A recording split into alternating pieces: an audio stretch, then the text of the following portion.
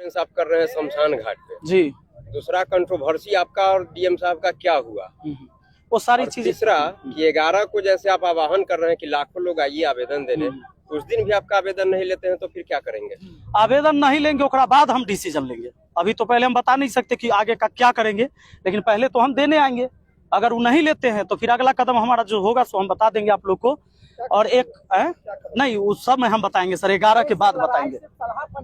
नहीं सर, ये जो मैंने व्यवस्था बताया, आप लोग रिपोर्टर हैं, सब जगह जाते होंगे। अगर यह समस्या सब जगह का है तो सब लोग आइए। अगर आपको लगता है कि सिर्फ सलाह पंचायत का है तो सिर्फ मुझे आना चाहिए, मैं आऊंगा। कहीं नहीं लगता कि सर देर हो गई बहुत, 2-2.5 साल का समय बीत गया? हाँ बिल्कुल सर, बिल्कुल देर तो हुई है।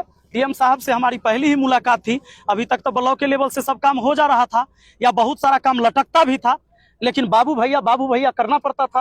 लेकिन मुझे लगता है कि ये करने से समाधान नहीं है, लड़ाई मुझे अपने हिस्से की लड़नी होगी, इसलिए हम आज खड़ा है। मुखिया है, आप भ्रष्टाचार की बात करते हैं, क्या भ्रष्टाचार है? बिल्कुल है ना, कैसे है? हम कह दे कि हम मुखिया है, आवास में घुसखोरी नहीं हो रहा है, कहीं गलत बात है? एकदम हो रहा है। और बहुत सारे मुखिया अभी भी कटाक्ष कर रहे हैं मेरे ऊपर। मैंने ग्रुप में मैसेज देखे हैं कईयों के कि अगर मुखिया संघ के ग्रुप में नहीं है तो हम लोग को समर्थन नहीं दे। अरे मत दीजिए, हम तो कहवे नहीं किए हैं। जो ईमानदार हैं, जो व्यक्ति चाहते हैं कि समस्या ये है और उनको दिखता है तो वो समाधान करे अपने अपने पंचायत का, और नहीं दिखता है तो कोई बात नहीं है। जैसे सिस्टम चलते आ रहा है वैसे चलते रहेगा, लड़ने वाला लड़ते रहेगा। सर आपका एक वीडियो आया था, सभी मुखिया को आना चाहिए।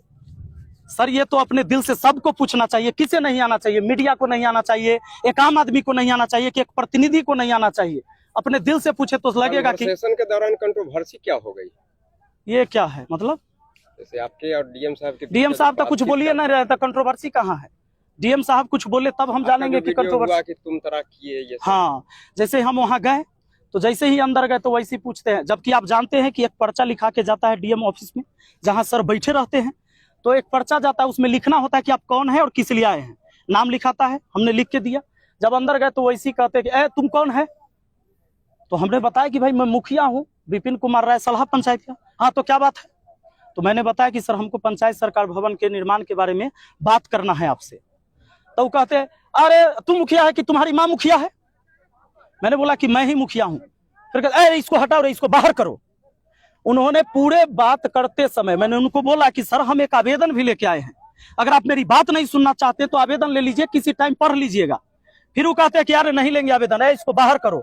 लेकिन ये सच बात है कि एक भी जो पुलिस के जवान वहां खड़े थे, उनके अंगरक्षक, मुझे किसी ने टच नहीं किया, ना ही जबरदस्ती मुझे बाहर निकाला, लेकिन उन्होंने आवेदन लेने से मना कर दिया। वो अगर डस्टबिन में भी फेंक देते मेरे जाने के बाद तो मुझे यह संतोष होता कि कम से कम लिया तो गया था, लेकिन उन्होंने आवेदन लेने से मना कर दिया। इसी के लिए एक आवेदन उनको नहीं लेना था, इसलिए हम चाहते हैं कि 1 लाख आवेदन हम लेके पहुंचे। विपिन सर कहाँ लड़ाई लड़ेंगे? विपिन सर कहीं लड़ाई नहीं लड़ेंगे। विपिन सर जहां हैं, जहां तक इनकी आवाज पहुंच सकती है, और इस आवाज से जितना सही हो सकता है बस इतने हो सकता है। हम कोई भगत सिंह और चंद्रशेखर पैदा नहीं हुए हैं। सर कहीं ना कहीं ऐसा आपने वीडियो में बताया था कि जो हाजीपुर के स्थानीय सांसद चिराग पासवान को लेकर के भी आपने जी बिल्कुल, मेरे पास पूरा साक्ष्य है, सबूत है। मैंने चैटिंग में बात किया है, कॉल पर बात किया। चिराग पासवान जी तो फोन उठाए नहीं, हमारा सारा मैसेज सीन करके कि मैं एक पंचायत का मुखिया हूँ, एक बार सर इस समस्या पर बात कर लीजिए, देख लीजिए। पंचायत सरकार भवन बनना था, उस काम को रोक दिया गया, और यही लोकसभा क्षेत्र आपका भी है। और बिहार फर्स्ट, बिहारी फर्स्ट की बात करते हैं तो कम से कम इस समस्या को सुन लिया जाए, लेकिन आज तक नहीं सुना गया है।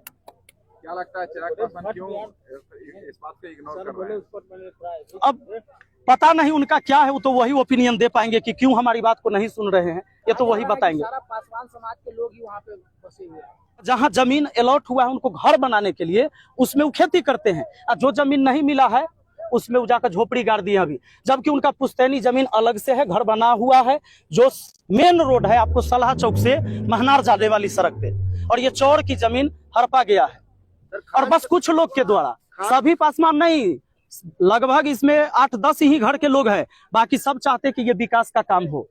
और कहीं जगह है पंचायत। खान सर का एक वीडियो आया था जिसके अंदर वो आपकी तारीफ कर रहे थे, आपकी लड़ाई को लड़ने की बात कर रहे थे, तो आने वाले दिनों में देखा जा सकता है कि खान सर आपके साथ हैं? सर जितने भी लोग चाहते हैं कि बदलाव आए वो तो हमारे साथ है, और सबको हाथ जोड़कर हम विनती करते हैं, अगर आपको लगता है कि मैं सही लड़ाई लड़ रहा हूं तो मेरे साथ आइए, और लगता है कि मैं गलत लड़ाई लड़ रहा हूं तो मेरे साथ नहीं आइए। सलाह का मुख्य सर, सलाह पंचायत में बहुत सारी समस्या है क्योंकि सर सवदई प्रखंड पड़ता है, सलाह से जी और कहीं ना कहीं सड़क से लेके बहुत सारी समस्या है। 2-2.5 साल में आपने कितने समस्या का समाधान किया? सर, प्रखंड का सड़क नहीं मुखिया बनवाता है, और बाकी जो चीजें हैं जितनी हमारी ताकत है मैंने अपने तरफ से प्रयास किया है, और मुझे भी लगता है कि मेरी ताकत बहुत कमजोर है जिसके वजह से मुझे इतना कुछ बोलना पड़ रहा है, और वही सब समस्या लेके तो हम डीएम साहब के पास पहुंचते हैं जिसको सुना नहीं जा रहा है।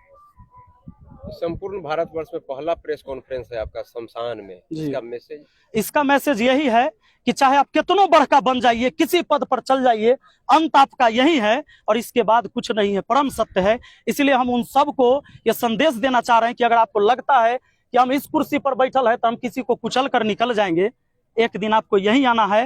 राजा हो या रंक सभी का अंत एक सा होए। लेकिन अब देखते हैं कि हमारे इस टाइम में कितने लोग साथ होते हैं। 11 फरवरी को अपना अपना समस्या लेके सब लोगों को आना है। अगर लगता है कि इस देश में, हमारे समाज में, हमारे मोहल्ले में कोई समस्या है तो डीएम साहब चूंकि वही कर सकते हैं, आदेश दीजिए, आदेश वही देंगे अपने अपने विभाग में कि भाई यहाँ से निपटारा होगा, यहाँ से निपटारा होगा, वही है और कुछ नहीं।